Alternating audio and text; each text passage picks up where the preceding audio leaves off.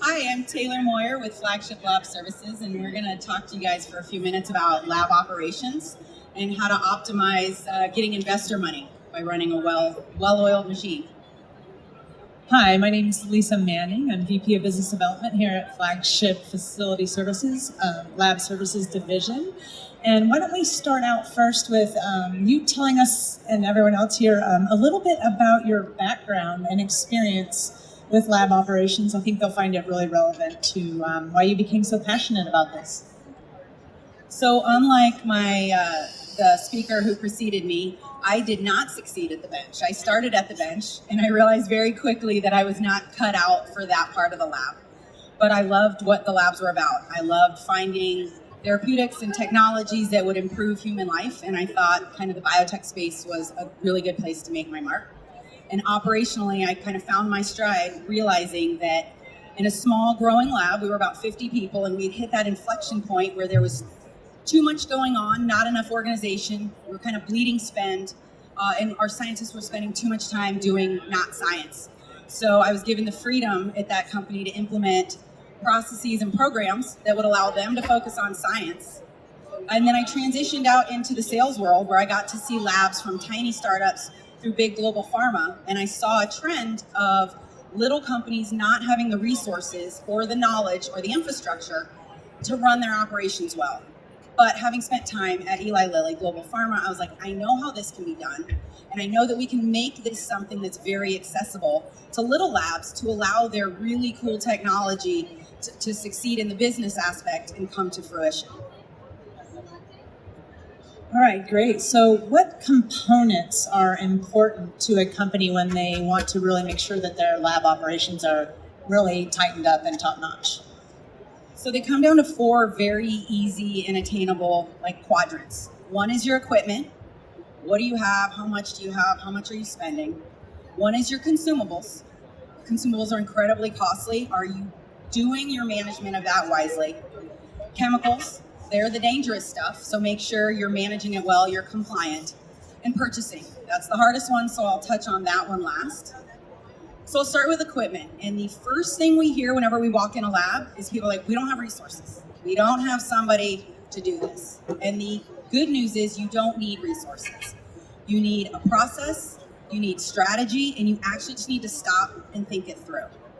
So equipment's expensive, right? You need it operational every day. You need it giving good, high quality data. You need it calibrated, you need it maintained. But mostly you need to know, what do you have and is it working? So you can find a spreadsheet, you can find a database, and just build a very solid infrastructure, a list, if you were, of everything you have. And why the list is important is not because you have a list, but when it's time to scale. When an investor comes to you and says, hey, what is it going to take to double? You can't go, well, let me get back to you, right? You need to know that information and you need to have it readily available. How can you do that? You aggregate it. You pick a person, you give them the task, you build the list, and then more importantly, you build a process for when you're going to buy something, bring a process for getting it into your list, and then when something leaves or dies or has end of life, how do you get it out of that process?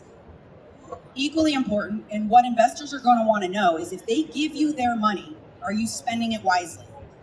Well, that's a subjective answer. You don't want it to be subjective. You want to have a way to concretely be able to let them know, yes, I'm going to manage your money well. And the way you do that from an equipment perspective is you have data, right? I find lab after lab, scientists make all their scientific decisions on data, but then they just buy whatever somebody says they need without an analysis, right? And we see it all the time. So if you have this list, you can track how much you're spending on breaking or break fix, PMs, calibrations. Are you overspending on service contracts you don't need? Are you underspending because something's going to die? Can you put something in your budget? And can you tell your investors what the expectations are for next year, for doubling, for tripling, right? So it's a very easy process. It just requires structure and thought around it. The next piece, and I think probably the most pivotal, is your consumables management, right? Consumables are very expensive. Scientists are notoriously not strategic in their purchasing. They're just like, I need it yesterday. Can we rush ship it? It'll be here. Nobody's thinking about the soft cost of processing that PO. How many people need to touch it, to process it, to order it, to get it paid for? and not aggregating their spend. They're not looking at, should I be using my primary supplier? My company pays for Biocom, they pay for these discounts, and then the scientist forgets to use them, right? So by, again, creating a strategy and a strategic approach, it doesn't take cost, it takes attention, right? So generate that list. What are you buying? How much should you be buying? 9 times out of 10, if you're a small to mid-sized lab, you're gonna go, I buy what I need. What is that, right? There's data for that, and it's very easy to generate that. Spreadsheets are powerful tools. Databases are powerful tools. Just make a list. Work with your reps. You know, if you don't have manpower, almost every one of your reps can give you somebody that will give you a list of what you're buying from them, right? Create a process. Equally importantly is create a timeline. The number of times I see orders placed in triplicate because scientist A sees we're out of tips, scientist B sees it, and scientist C sees it. They all place the same order. Nobody knows. Now you've tripled your spend that could be given to capital asset purchase, more spend that could be saved for another scientific addition to your team. You shouldn't be blowing it on consumables unnecessarily. All you need is a strategy and a plan. Chemicals I add because they're kind of fun, they blow up, right? You really need to make sure that you are following all the regulatory compliance for your area.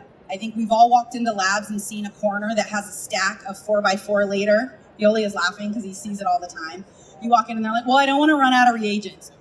Well, ordering 100 and storing them inappropriately is not the way to do that. That will get you fined, it will get you shut down, it will create an unsafe environment. So again, a list. Like you'll hear it's a very repeatable solution, and it's very cost efficient, right? Dedicate somebody to creating a list of what do you have. Then when research change needs, we need to double our usage of these flammable reagents. You know what double means, you know what that spend's gonna look like, and you can figure out, can you store that safely or can you not? Then you can backwork that to a solution. Do you need your waste picked up more frequently? Do you need to work with your supplier to have weekly deliveries so that you have an allowable, permissible quantity on site? But if you don't have a list, when the fire marshal comes, not having an answer is unacceptable. And it's a very easy solution. Another piece I want to caution you guys about is do it early. We get a lot of pushback that's like, we're not that big, it doesn't matter yet. Let me tell you, it's a lot cheaper and a lot easier to do it when you're 5, 10, 50 people than when you're 300 people and you're playing the catch-up game, and now you have 1,000 pieces of equipment, thousands of chemicals, and years worth of lost data on your consumables. So start early, it makes it significantly easier, and then you can implement these solutions that will let you get that investor dollars, spend it well, and grow. I saved the most difficult for last, and that's purchasing, right? Purchasing sounds easy. I think a lot of labs grossly underestimate what it takes to do good purchasing. And I would guess every one of you has walked into a lab where everybody orders what they need whenever they want it, right? And that's a fast recipe for wasted money, right? And again, we've already touched on ordering too much of the same thing because you're panic buying.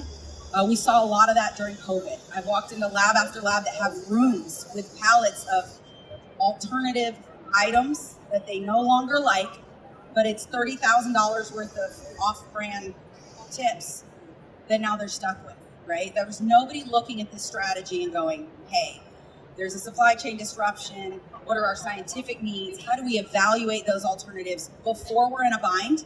And then we make a bad panic buy. So the push on purchasing that we hear time and time again is we don't have a buyer. You don't need a buyer. Right? At some point you will. At some point you absolutely will need somebody in that role. But while you're in a smaller stage and you don't have that resource, process. It's kind of a broken record. But build. What do you order? Who do you order it from? And who should order it? Right? It probably shouldn't be 6 different RAs, all in charge of walking by and ordering when they see something's low. Right? You should assign it to a person or a group of people with a routine schedule. Science gets interrupted when scientists panic because they don't have what they need.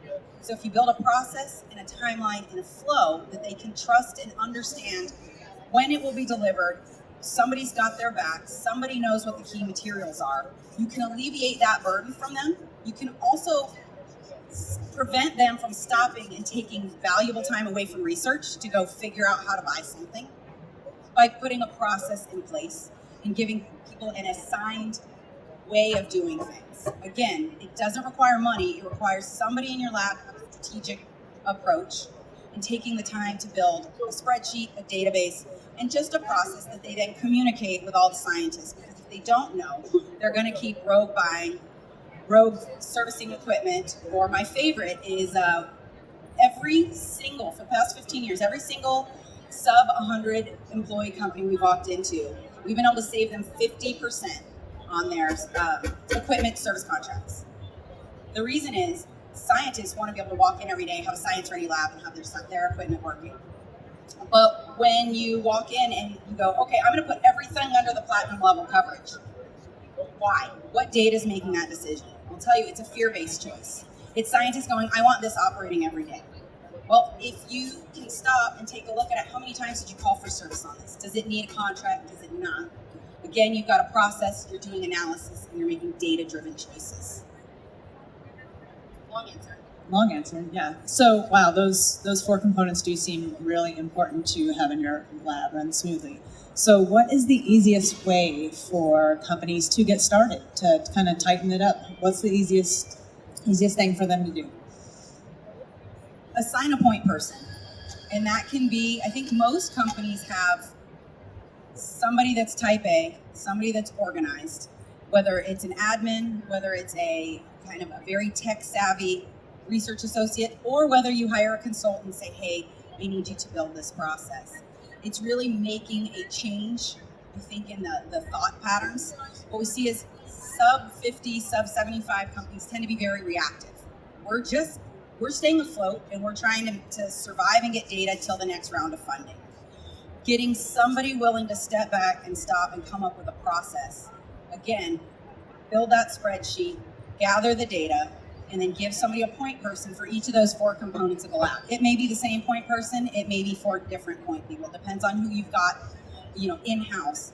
And then start to look at the trends and really hold yourself to making decisions based on the data, just like you would with your science experiments. Aggregate the data, don't set it and forget it, look at it, process it, and then make your choices moving forward. And again, when you go for that next round of funding and the investor dollars, you're gonna have all your scientific data in a row. But then when they go, how do I know you're gonna spend this money wisely? What is my ROI on choosing you versus another company at the same stage? And that is your commitment to operating effectively and using that money efficiently so that you can put the most amount of money towards research dollars and not towards your operational budget.